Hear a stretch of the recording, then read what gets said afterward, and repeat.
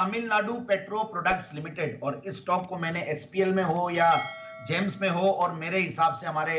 जो सुमित जी हैं उनके तो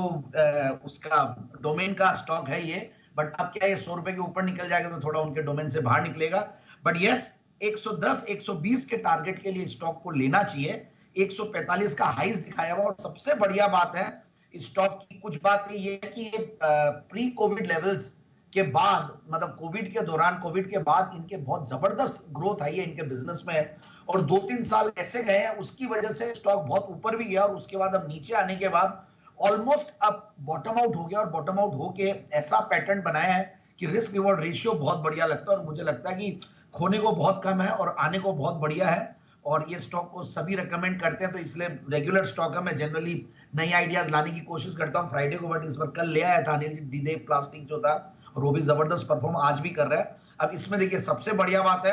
ये लैब बनाते हैं लीनियर एल्काइल बेंजीन, और लीनियर एल्काइल बेंजीन के लिए मैं कंपनी की वेबसाइट पढ़ रहा था, इनका एक ब्रांड है सुपर लैब,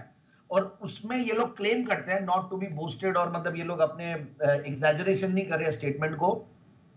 कि 40% ऑफ द डिटर्जेंट्स, यानी कि 40% जो कपड़े धुलते हैं इंडिया में उनमें इनका प्रोडक्ट यूज होता है, बट ये कंपनी सिर्फ है 800 करोड़ की। बट रीजन यही है कि एक केमिकल्स वाली कंपनी है, जनरली केमिकल्स वाले स्टॉक अभी चल नहीं रहे थे, बट लैब हो, कॉस्टिक सोडा, क्लोरीन, ये सारों में थोड़ा क्राउड रहता है, चाइना फैक्टर भी काम करता है इनमें, इसकी वजह से। और एक स्ट्रॉन्ग पेडिग्री वाली कंपनी है, स्पिक ग्रुप है, और टिडको तमिलनाडु इंडस्ट्रियल डेवलपमेंट कॉर्पोरेशन, दोनों की ज्वाइंट वेंचर है, तो एक